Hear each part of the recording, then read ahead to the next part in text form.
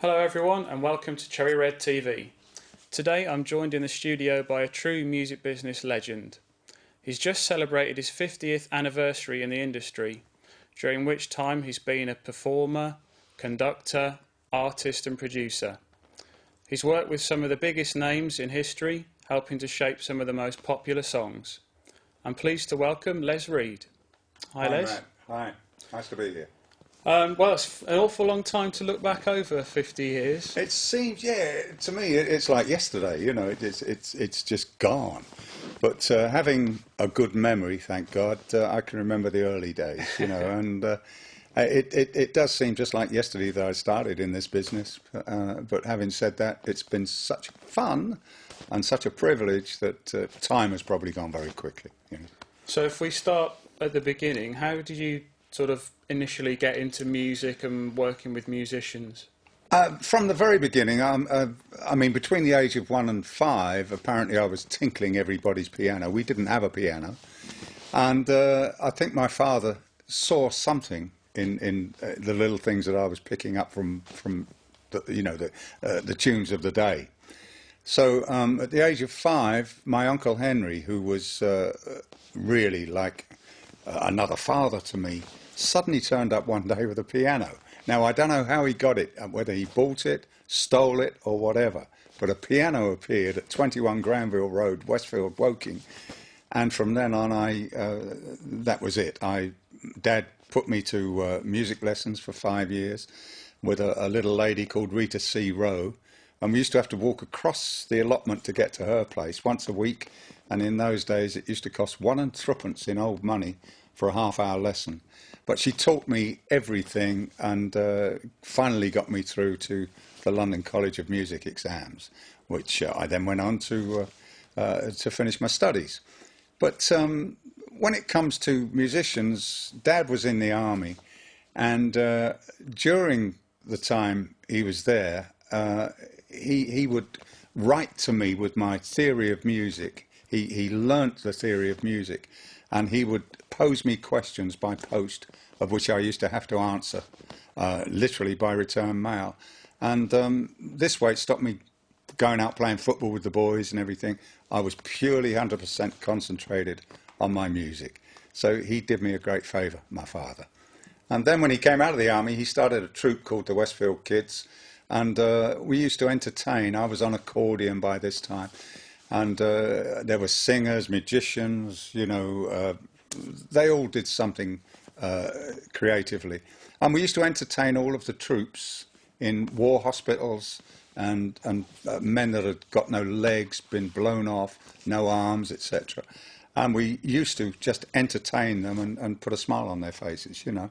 But ironically, one day I was in a tree pinching apples, and a doodlebug, which was a flying bomb, came over. And when the engine stopped in those days, this would have been about 1943, 1944, when the engine stopped, you knew that it was going to come straight down and blow everything to smithereens. This was the German bomb. And I fell from this tree, and as I came down, I hit a chicken run and cut my leg from top to bottom on some what do they call it, tin or whatever.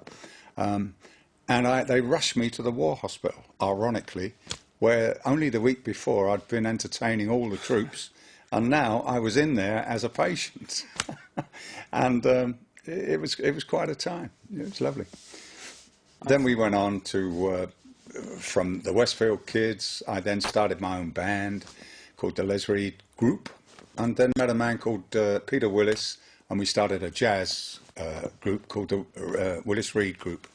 And we used to play in the London jazz clubs, and this went on until I was about 18. And in the meantime, managed to play with people like Dizzy Reese and some great jazz men, Victor Feldman, Roy Willocks, and ultimately Vic Flick on guitar, who was to join me in the John Barry 7 later on. So it was a nice time. And that was probably a sort of significant breakthrough into full-time career in music, was it, with the John Barry 7? Well, yes, just before that, I mean, I had to go into the army in 1954. For the first 18 months, I was working 2-inch mortars, Sten guns and Bren guns, light machine guns. But the last 6 months of my career, I was asked by Trevor Sharp, the bandmaster of the Buffs band, the Royal East Kent Regiment, to join the band because he needed a pianist in the dance band. But to be able to join the band, I had to learn an authentic instrument, which was a clarinet. And he taught me the clarinet so that I could walk around, the square with all the other guys, because carrying a piano on the back, it ain't easy. So this is how the clarinet came about. And it was great because I did all the big band arrangements for the big band, and it stood me in great stead for when I came out of the army in 1956. So then, yes, again, I went into the jazz side, the big band side, did arrangements for people like Harry Leader and other band leaders, and literally still played jazz at Kingston Jazz Club most weeks, and joined all the musicians in that area. But I was down in Archer Street, which is the musician street in London, and we used to change gigs in that street every Monday. And you'd be working at the Lido restaurant for a week, and then maybe down in Southampton for another week, and you used to swap gigs. And it was a nice time, and I met a lot of great musicians, including Tubby Hayes and all these guys, Ronnie Scott, Ronnie Ross, and a few others. But I kept hearing about Denmark Street and Tin Pan Alley, and it's not far from Archer Street. So one day I went down. Walked down to Denmark Street, and I don't know what it was. I just felt as if I was at home. And I met a man called Tony Hiller, who was a songwriter, publisher, and he welcomed me. He said, "Come on in. I'd like you to meet a few people." Because it was only a small street, and it had one cafe, but all the rest were publishers, song publishers. And I don't know, I just felt so at home. And he took me into Julie's Cafe, and there, sitting there, was Jimmy Kennedy, Michael Carr, and a couple of other guys that had written all of the great war songs, South of the Border, Harbour Lights, all those wonderful old songs. And I met them, had coffee with them, and I thought, this has got to be me from now on. And we're talking 1956. And Jimmy Kennedy, who was one of the greatest songwriters of all time, took me and really nurtured my career from then on. And he became a mentor, and I ended up writing with him and Sammy Khan and a few of the Tin Pan Alley writers. And they were absolutely wonderful. So, I mean, this was my intro then into the popular songwriting thing, as it were. And how did you meet and become part of John Barry's band? This carried on. I wrote a few songs throughout that time. And we had not much success, but I was actually writing and getting the odd recording now and again. We had one with Victor Moan in America in 1959, which got to the bottom of the American charts. But I thought, is this a career or isn't it? I still wanted to play. So I was doing a gig at the Blackamoor at Chesington with Vic Flick and his group. And he said, "Les, you ought to be playing as opposed to all this writing you're doing." I said, "I know, I'm missing it." So he said, "Would you like an audition with the John Barry 7?" So I said, I'd never heard of the John Barry 7 because I wasn't a pop man. I knew nothing about pop music at all. So at this time, I was resident at one of the clubs in town. So John Barry came along to see me play. And after the gig, which finished about 3 o'clock in the morning, he said, "I think I can offer you a job with the 7." I said, "Well, I'd love it." I said, "But what is it?" I didn't know anything about John Barry or the 7 or anything else come to that. And he said, "Well, we're starting a new television series called Drumbeat next week." Now, my ears pricked up. I thought, television? That can't be bad. And we've got a tour with Larry Grayson and a few others, Dave Allen and a new boy called Adam Faith and Marty Wilde. Now, again, these names didn't really mean much to me because I was a jazz man, So I did the audition with the 7. We got on so well. Vic was in there, Vic Flick. And then we immediately went into the Drumbeat series, which went on for quite a few years. and it was broadcast on a Saturday night, every Saturday, live. And it was this music, the John Barry 7 and the Adam Faith things, everything, that sort of got me very interested in the pop side, because now I realise these are nice guys. These are so different, you know, to the kind of guys I've worked with, and they're all incredibly, anxious to prove themselves. So I got friendly with everybody, and Adam became my best man in 1960, 1960. And we became great friends, and from then on, I was pianist on all of his records. What Do You Want, Poor Me, Someone Else's Baby. The John Barry 7 were making records like Walk, Don't Run, Hit and Miss, the James Bond theme. We did the films, Never Let Go, Beat Girl, all those things. And we went on like that for 3.5 years. And when I left in 1962, I knew everything about the pop business, everything. So it was natural from then on to get into it in a bigger way. So what was behind your decision to leave after those sort of 3 or 4 years? It was on a broadcast. I'd been playing for Rosemary Squires and a couple of other people. I used to play piano for them. And Brian Willie came along. He said, Les, you really ought to be doing this on your own. You ought to be a solo artist. So I said, well, how can that happen? He said, well, I know a very good man called Ray Horrocks, who's just taken over the new Piccadilly label, which was Pi, an offshoot of Pi. Would you like to meet him? And I said, well, absolutely. And directly I met Ray Horrocks, I knew that something was going to happen, because he said, I want an orchestra leader, a combo leader. I need somebody to produce our acts and be the musical director on some of our acts for this new label called Pi Piccadilly. Would you be interested? So I went right in at the deep end. I said, who's your first signing? He said, Joe Brown. So again, I'd never worked with Joe. I'd now heard of him and knew who he was. And it turned out to be Picture of You. It Only Takes a Minute. And there were 3 songs in all which have became hits. And I was the MD. And on Picture of You and one of the others, I provided a bass voice because I was also a bit of a singer. And then on the B side, All Things Bright and Beautiful, I played the cellist. So that was my first sort of almost number one record outside of the Adam Faith stuff and John Barry stuff, you know, as an MD. So from then on, went on to do all of the other Piccadilly artists, and in the meantime, they gave me my own orchestra, my own combo and everything, and I recorded a lot of stuff for them, including The Saint, Dr. Finley's Casebook, Minuet Mash, and others, you know. So it was a wonderful start to my career. And of course, as part of the Les Reed combo, you were also doing things like Saturday Club on the radio and, Yes. and Ready Steady Go on Yes. TV. Immensely popular shows Absolutely. at the time. I became musical director of Ready Steady Go, and my first artist was Dusty and Ike and Tina Turner. They came over from America. Ready Steady Go again went live, and we used to do it at Wembley here. And it was a fantastic show, it really was, and the director was so go-ahead. He had all kinds of new kinds of technology. And if you look at Ready, Steady, Go now, you can see the difference between that and the other shows that were around at the time. But the combo became very, very popular, and when R&I came onto the scene, they used Man of Action, which was one of my combo tracks, and that went on for years.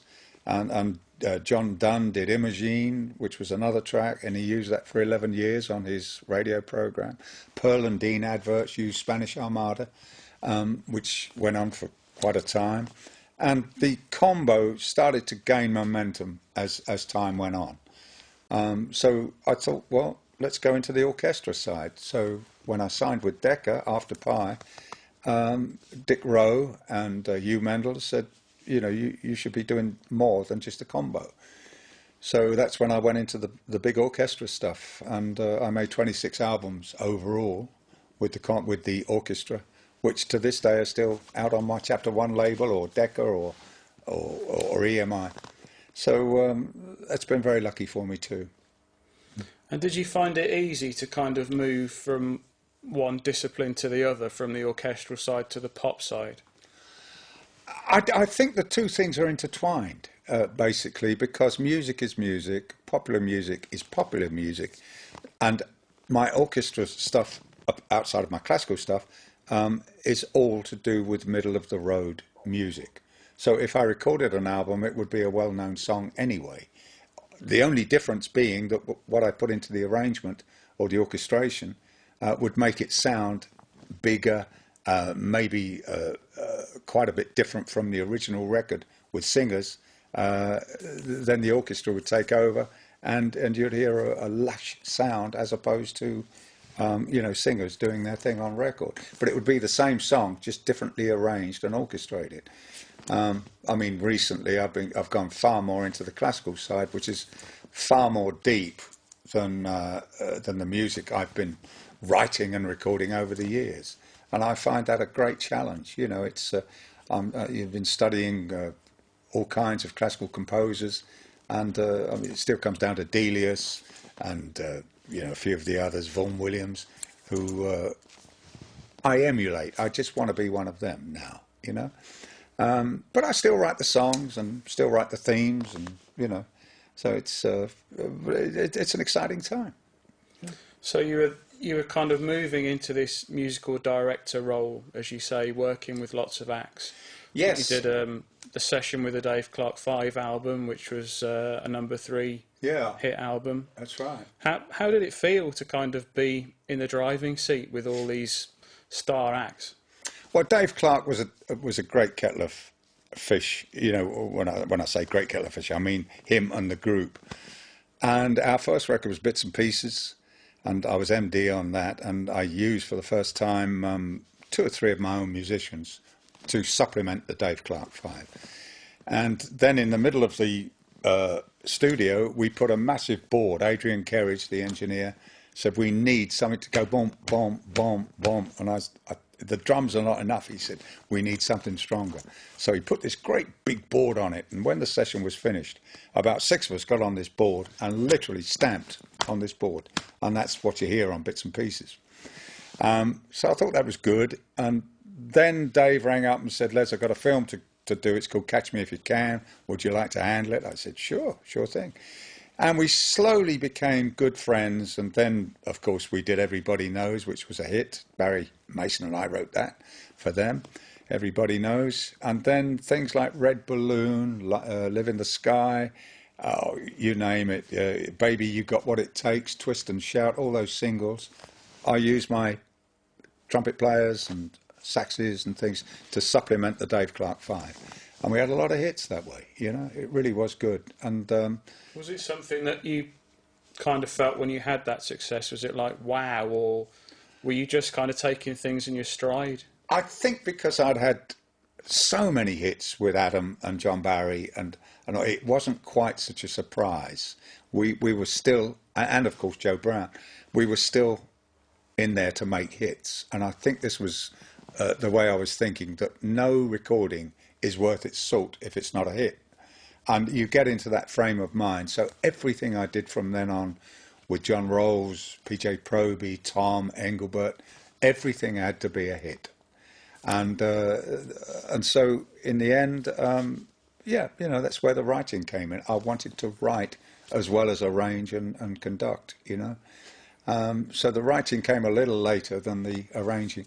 But having said that, through the musical direction side, I got to work with some of the greatest stars of all time, including David Bowie and Johnny Mathis, Roy Orbison, you name it. I've worked on stage with all of them. And the only one I never got to work with was Frank Sinatra, but he did at least record one of our songs called Julie. So, I mean, there was a connection there. But I worked with Sammy Davis Jr., you name it, as a conductor. And this was always been a source of enthusiasm for me. I love orchestras and conducting for other people. And as you say, that the writing side was beginning to develop, and in '65 you began working on a song which was, to go on to become one of the highlights of your career, which was It's Not Unusual by Tom Jones. Yeah.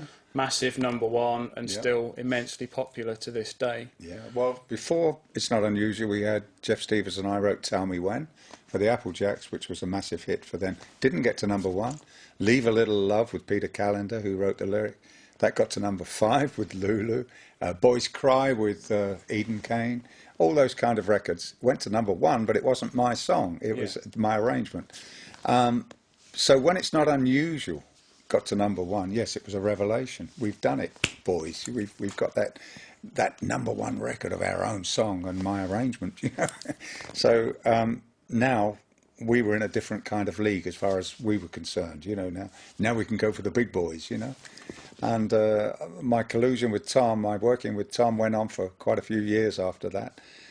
But the song itself, I mean, it's a long story, which I won't bore you with, but Gordon Mills, who was Tom's manager, and I were on tour together when I was with the John Barry 7, and he was with the Viscounts, which was a harmonica group, and we became incredibly good friends, and we used to meet on different tours and whatever. And he was always interested in becoming the big manager. He wanted to be like Presley's manager, you know, the Colonel. And he wanted to take this country over. So when he saw Tom in Wales, he came to me immediately and said, "We've got to write a song for this boy." He'd also, by this time, found Jerry Dorsey, who was to become Engelbert Humperdinck, and he had interest in Johnny Kidd and other people as a manager, you know. So anyway, we worked for 5 days in London. He came up with this title and the first couple of bars of It's Not Unusual. And I said, Jesus, that could be a great song. He said, well, let's work on it. So we worked on it for 5 days. And by the time we'd finished after 5 days, we sort of lost interest in Tom Jones. I wanted it to go to Sandy Shaw, and Gordon wanted it to go to Frankie Vaughan, who'd had a few hits at that time. So I said, let's try Sandy Shaw first. And Tom said, but it's for me. I said, no, you do the demo. So we got Tom to sing the demo. And there was Jimi Hendrix drummer, Mitchell, I think his name was, around in Denmark Street in those days. And I used the Squires, Tom's group, like on bass and tambourines and things like that. And Gordon and I played piano, and Gordon and I sang the backing against Tom. And I took it along to, well, I say him, Tom and myself, Gordon, Tom and myself, took it along to Evie Taylor in Golden Square for Sandy Shaw. And it's a funny story because she had Des Lane, the penny whistle man, in her office, who was an artist on one of her tours. And Des was lovely. He played the penny whistle, and it was rather nice. But sitting outside was Tom Jones. Not that he was known at that time. And she said, Les, what do you want? Because she was our manager as well with the John Barry 7. I said, I've got this artist and a song I'd like to play to you for Sandy Shaw. Oh, come on in, she said. I'm very busy at the moment.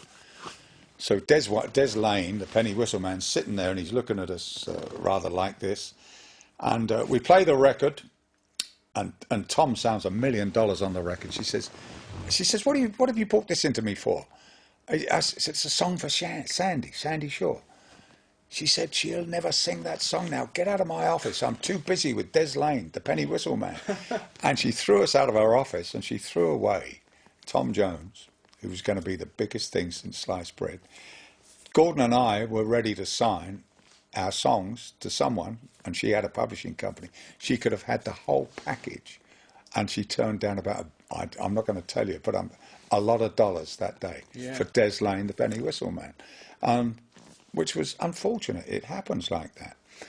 Anyway, so on the way home, Tom said, if I don't do this song, I'm going to commit suicide. Oh, no. So Gordon and I took him to Decca, and we met Peter Sullivan, the A&R man, and Dick Rowe, and the lovely man, Bill Townsley, and of course the man that owned Decca, and I can't think, he was a Sir Edward, and I can't think of his second name. But they absolutely adored him. They loved the song.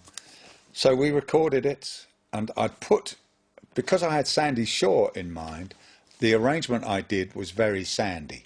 It sounded like a Sandy Shaw backing, and it wasn't big enough for Tom. So Peter Sullivan said, Les, you've got to give us plenty of brass. We need plenty of brass. So I then went home, got back to the drawing board, and did the arrangement that everybody knows today, which and it went straight to #1. So after a long, long story, that's how it came about. And you then sort of went on to do quite a lot of work with Tom. Yes. You arranged Green Grass of Home, which was another #1. Yes. You wrote, produced, arranged Delilah. Yes. #2 hit, and still incredibly popular today as well. I'm Coming Home, which was #2. Daughter of Darkness, and we just went on. Funny, Familiar, Forgotten Feelings. We had a lot of hits together. What do you think it was about Tom as a performer that sort of propelled you to those, heights of achievement with your work? You see, outside of my jazz roots, I have always loved soul music. And I was very much in those days into Otis Redding, Marvin Gaye, and all the black artists. Very much. And when I saw Tom at the Rialto, I think it was, or the Rank Studio Theatre in Slough, on his very first gig, Gordon and I went along just to see how he looked on stage. I mean, apart from the fact that he had a rabbit's foot here, very, very tight trousers and a shirt that came round here, and all these medallions, I thought, I'm not going to like you. But he came on, and I just could not get over the soul in this guy's voice. And I thought, he's for me. That guy's got to make it. But at the time, we didn't think it's not unusual would suit him. That's why we didn't give it to him first and foremost. So he has everything that a star ever had. I mean, you could look at them all, and Tom's still up there after all these years, and has outlived a lot of the great artists that have sort of disappeared, in the past few years. And he's still there. So he certainly had something. And I recognise this also in people like Kiki Dee, who I worked with for quite a time, and others. PJ Proby is another one that became our artist eventually. They've all got this little bit of magic that is not inherent in a lot of artists these days. Yeah. I've read that the writing side in particular went on to another level when you met with lyricist Barry Mason. Yes, yeah. And this story that in one afternoon you wrote the following songs. I'm going to read them so I don't get any of them wrong. Mm-hmm. La Bicyclette de Belsize, which was a #5 hit for Engelbert Humperdinck. Yeah. The Last Waltz, which was a #1 hit for Engelbert Humperdinck. Right. I'm Coming Home, #2 hit for Tom Jones. Yeah. And I Pretend, a #1 hit for Des O'Connor. You've missed one out. There was another one, was there? Love Is All, which got to #5 with Malcolm Roberts. Yeah. But let me put this right, because we actually wrote 7 songs that day. Right. There was also 24 Sycamore with Gene Pitney, and something else, Dear Madame, I think it was, something like that. Now, 6 of those became hits eventually. But when people say you wrote them in the one day, that's not true. The ideas for all of these songs came up. Barry had wanted to come down to play golf. Right. It was pouring with rain, and my wife said, why don't you have a cup of tea and do some writing? Now, we'd already had a big hit with Here It Comes Again by the Fortunes, and so we were ready for another hit. So that particular day, I don't know what it was. It was a Sunday. He spent about 8 hours at the house, and we kept coming up with titles and the first line or first and second line of something, then move on. So really what happened was that they were all born that day, not necessarily finished. Okay. It would take us another couple of months to tailor them and refinish these songs. But they were actually born on that day, all of those songs, and became massive hits for both of us, which was wonderful.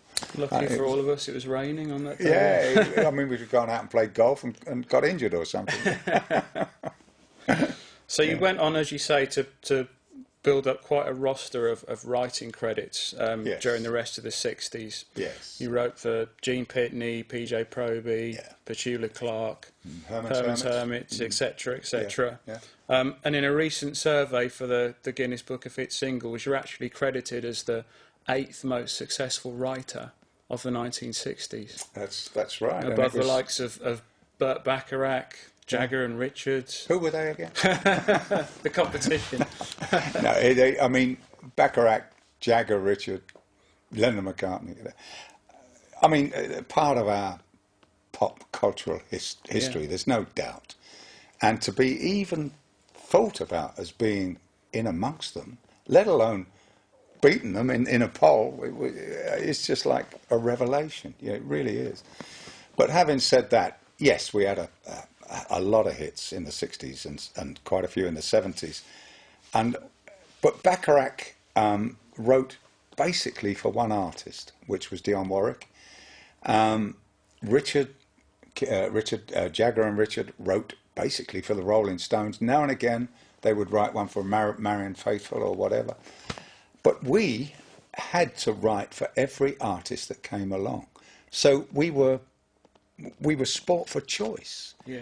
People, you would have a hit here with, say, Engelbert, and then somebody that wanted a song or that kind of song from out of Bavaria or France or Germany would come along and say, I sing like Engelbert, can you write me a song?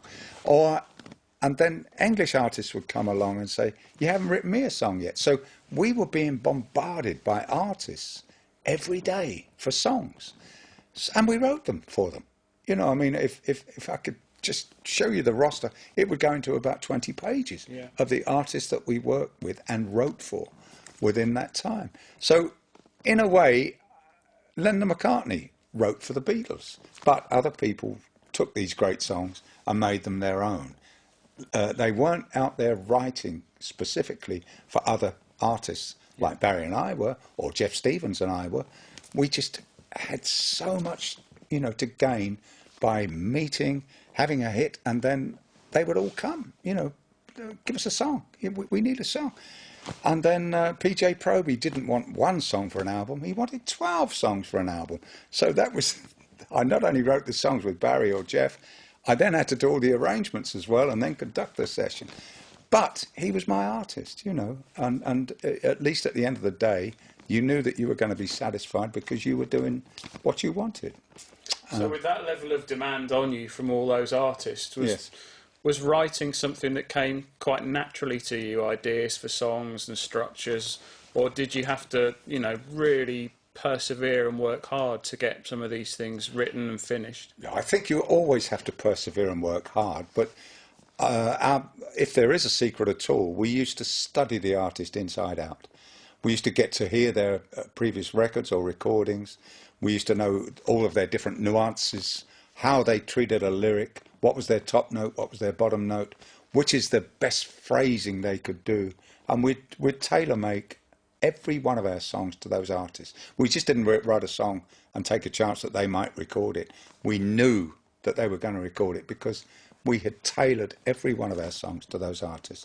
So in a way, it was a great pleasure, but a lot of work.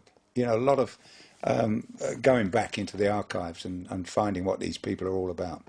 When I worked with Sammy Davis, Jeff Stevens and I did Where Do I Go From Here from him in a film called One More Time with Peter Lawford and Jerry Lewis. It was a wonderful film. And when I recorded it with John Richards at CTS, he said, Sammy came up and said, Les, that was so tailor-made for me. He said, I felt that you know, whatever I sang was going to be right. I said, because it's been tailored for you. You don't have to stretch. You don't have to do this. You know, it's a natural thing for you. And he said, oh, man, write me some more, you know, which we did. And he became a very great friend. But it's not just writing a song. That's what I'm trying to say. Yeah. And giving it to somebody and say, bye-bye, on to the next one. No, it wasn't like that at all.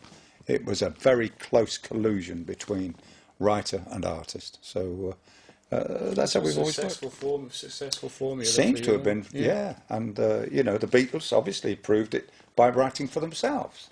So it's proved that that kind of, you know, thing. But, and again with Jagger and Richard, they wrote for themselves. And so that's why, you know, it always sounds so great. You know, it's a great philosophy to have. Yeah. It really is.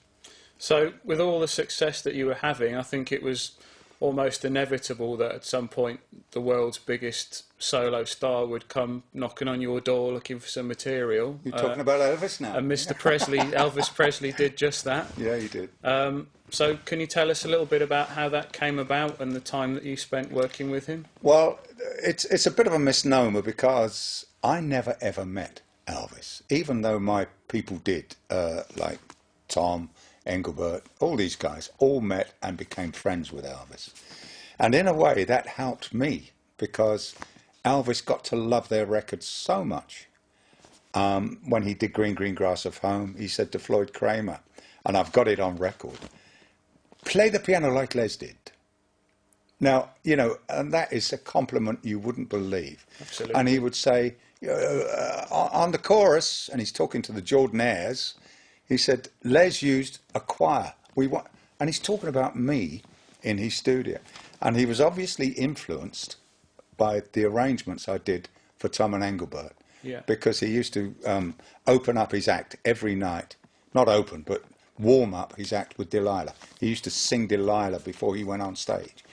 And when we did some of those country things, like Funny Forgotten Feelings, he wanted the same arrangement that Tom had got. He wanted the same arrangement that for Girl of Mine, which Engelbert had done. So he was looking at me as an arranger as well as a songwriter. And he got in touch with Freddie Beanstalk, who handled Gladys Music, a publisher in this country for Elvis, and said, would Les write me some songs? So we wrote him 5 songs, Jeff Stevens, Barry Mason and I. He did 3, one of which got to #1 in Brazil, a song called Sylvia, in 1972, and I didn't even realise that it had ever been issued as a single, but it got to #1 in Brazil, which is rather nice. Plus the 2 others which have been on his very successful albums. The other 2, he was supposed to record in Vegas, and he was ill. He was very ill. And they were a song called Sophia, which Jeff and I had written for the beauty of Sophia Loren, and My Little Princess, which was written on the birth of Jeff Stevens' little daughter Ruth. And he absolutely adored that song because he'd just had a baby himself. Yeah. And he was going to do it, and he just fell ill, and I don't know what happened after that. So, well, rest is history, I suppose. You know, he faded from our lives. And when he died, I was with Johnny Hamp, the television director, and we just stared into space for about 10 minutes. We couldn't believe it, you know. And almost like what's happening to Jackson, Michael Jackson now. Yeah. You know, it's people do not believe. You think he's part of your life forever. Forever, yeah. Forever. And in a way he is, you know. And they did a recent, they sent me from America, they sent me a CD recently of all of his recording sessions on our songs. And this is where all the chat comes between takes and everything. And they do 5 or 6 takes on Sylvia, 5 or 6 on Girl of Mine, and the other one, which was This Is Our Dance, which finally, after Elvis had recorded it, I got Ken Dodd to do it. So at least we got a record on it, you know. Indeed. Yeah. So, as you said before, as well as being a writer, arranger, producer, etc., you're also in great demand as a conductor, which, whilst the other roles kind of seem like almost a natural fit together, Yes. I think the conductor role is probably something that not many pop performers or writers could or would have attempted. Was that something that was always very important to you, that role? Yeah, it was ever since I worked with Sir Arthur Bliss. We did a festival hall concert many, many years ago, and on that same bill was Vince Hill, who did some nice stuff, Tubby Hayes, and it was in aid of a big charity. And I remember doing the Beatle Cracker Suite with the orchestra, which is a classical piece arranged on all Beatles songs. But it's very classical. You know, you can recognise the songs, but you know the actual treatment is far different to the original record. And now it's being played by a symphony orchestra, London Symphony Orchestra.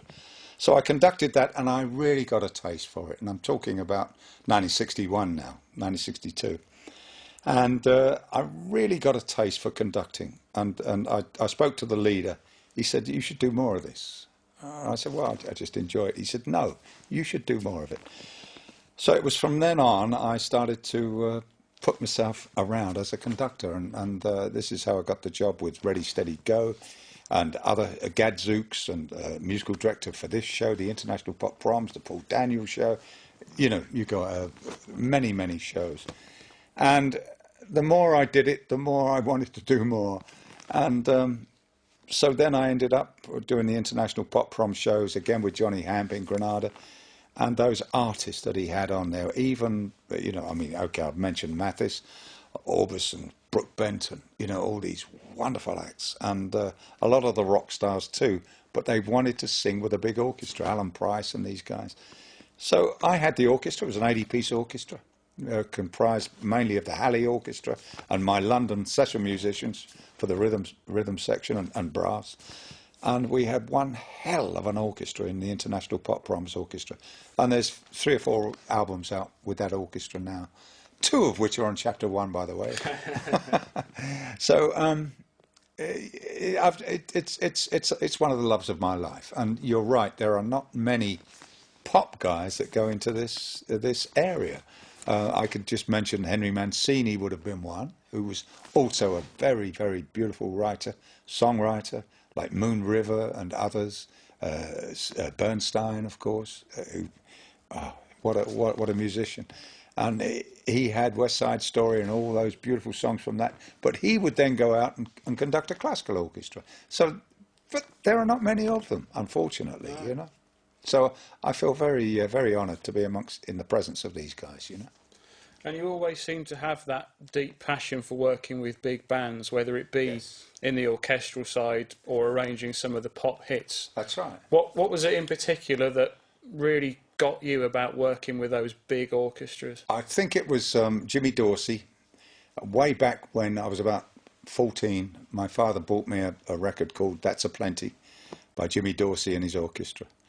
And I heard it at a wedding, and it just stayed with me, and I thought, what a sound, that is incredible.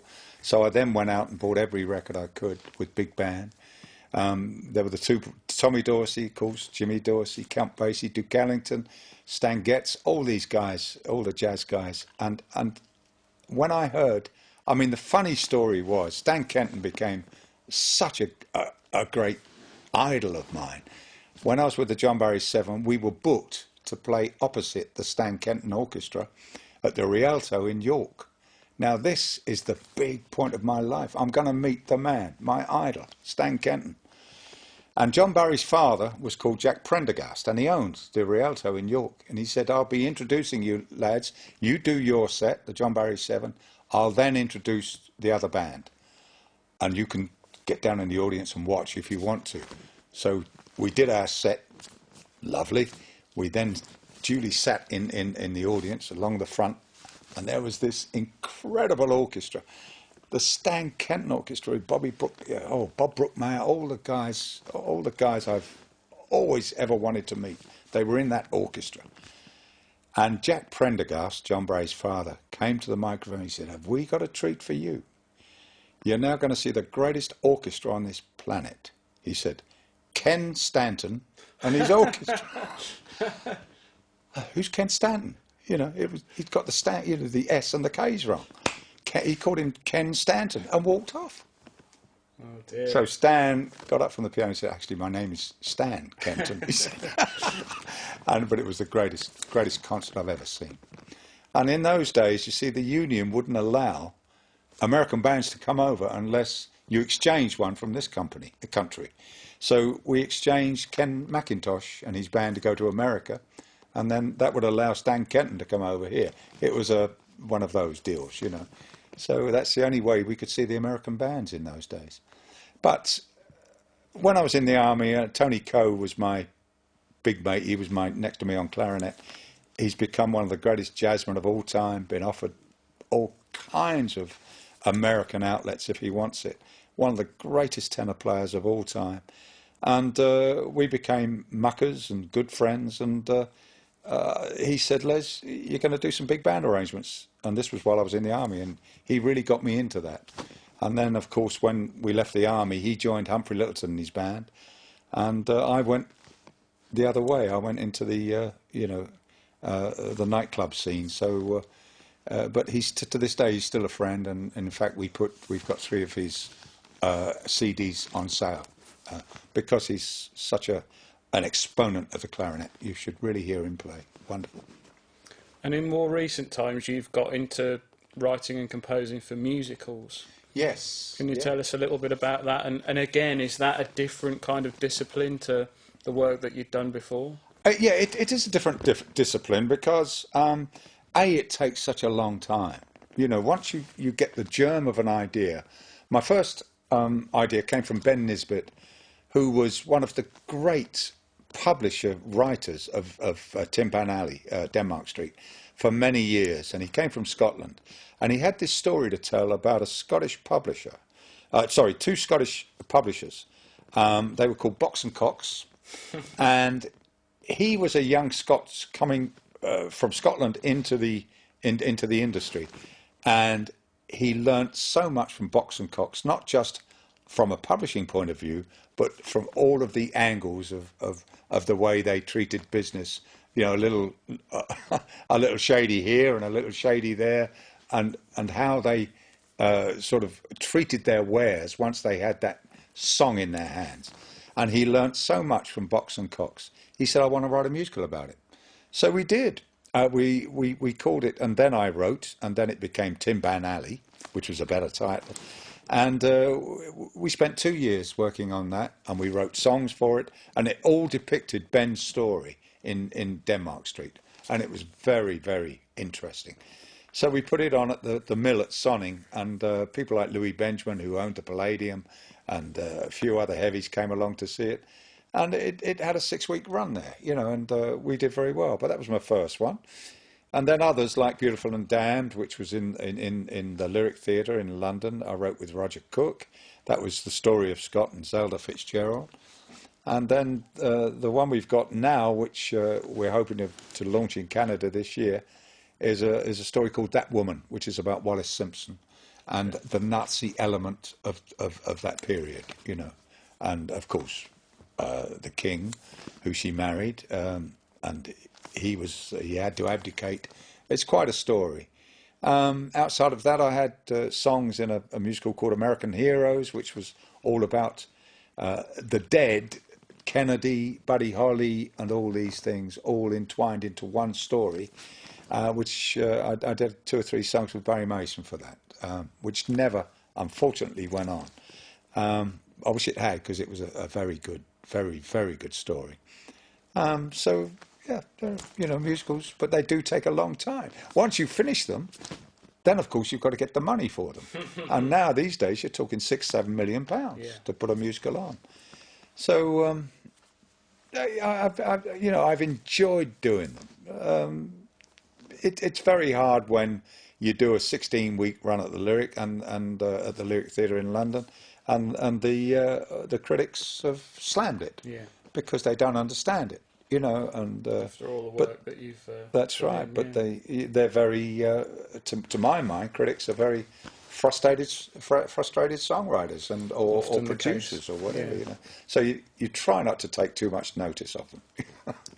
And over the years, you've received many awards for your work. I think over 100 gold and platinum discs, Grammys, 11 Ivor Novellos, which are extremely prestigious for songwriters. They are, yes.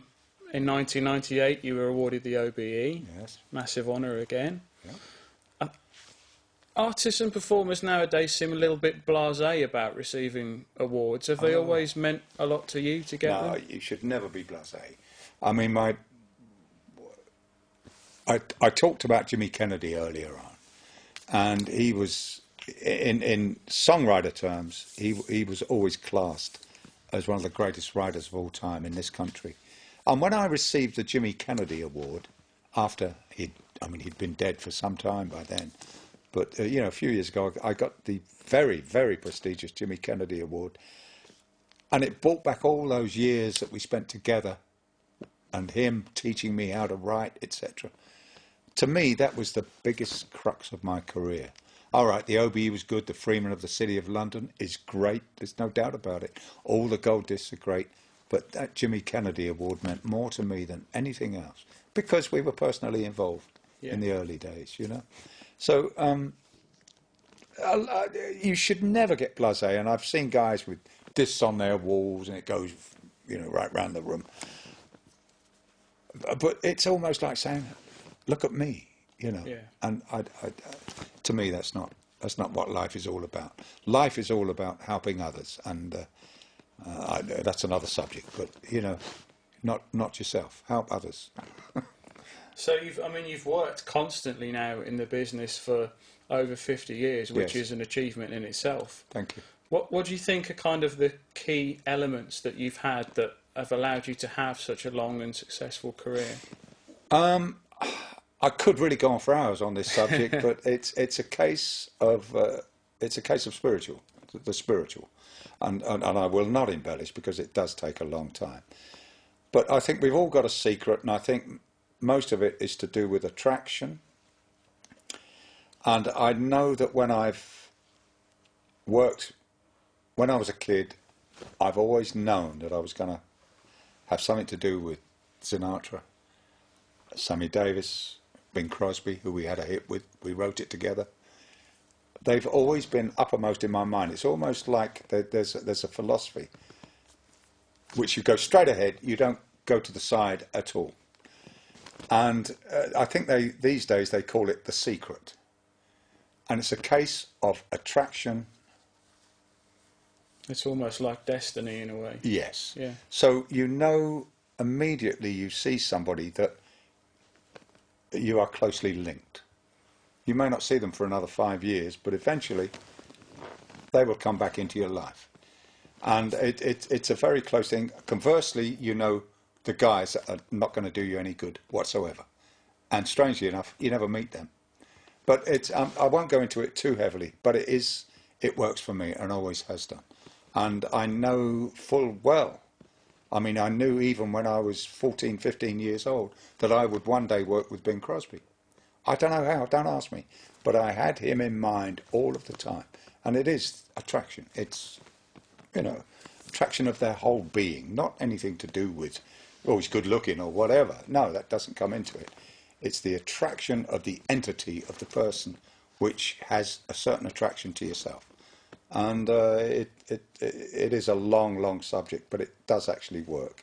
It's called Pelmanism, basically. That's the scientific word for it. But it does actually work. And so there is not one person, apart from, as I said, Sinatra, who did one of our songs, but I never got to meet, you know. But I've met all the others, and they've been wonderful people.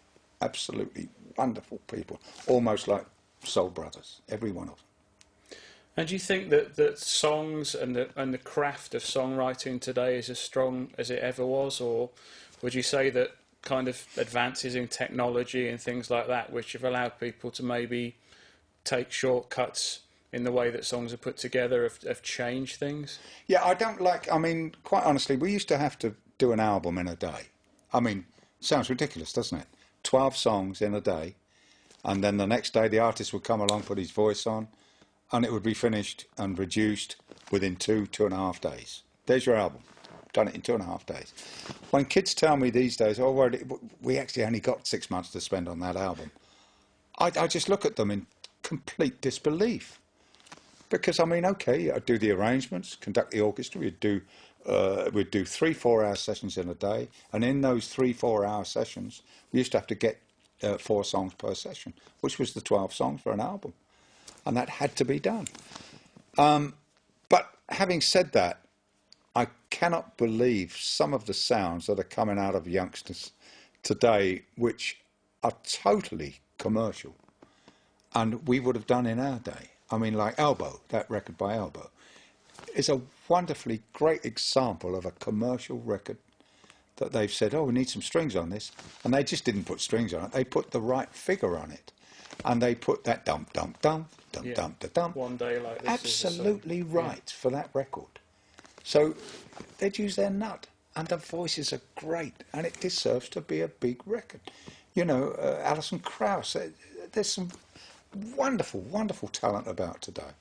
So I'm not saying, I mean, Gary Barlow is one of my dearest friends because he's a member of our society. And we've often just done things together at one of these society dues. And he sings like a dream. He writes like a dream, you know, and he performs like a dream. Nothing wrong with Gary whatsoever. He's going to be one of the greats. Well, he is one of the greats, Yeah. but he's going to be there for a long time. So I've got nothing against the youngsters of today. It's just that if they try to get away with things and pull the wool over people's eyes, then they're not for me. You know what I mean? It's Fair getting back enough. to the old philosophy again. So what does the future hold for you, Les? Are there any new projects other than the musical you mentioned, or unfulfilled ambitions? Yeah, my unfulfilled ambition is to finish my Erin Symphony, which is about 38 minutes long, and it's because of my love of Ireland. I wrote this symphony. I have written it over the last 6 months or so, and it's now in the stage where it's all finished, and I need now to get in and record it. I do it. I play everything myself in the studio, then give it to an orchestra like the LSO or whatever to listen, and if they like it, then hopefully they would record it, which I did with the Jubilation Suite, which is being considered for the main theme of the Olympics in 2012. So I'm looking that far ahead, you know. Okay. So everything I do is for a reason, and it's not just money. It's the satisfaction of people liking what you do, you know. And I think that keeps me going, basically. And it's still as much fun as ever to do?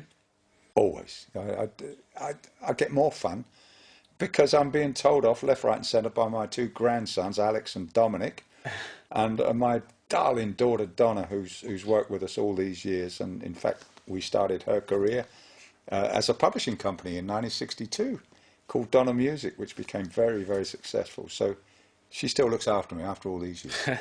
So that's my wife, June. Okay, well, thanks very much for joining us today. It's been a Les, pleasure, it's been a pleasure. Matt. Thanks for asking me.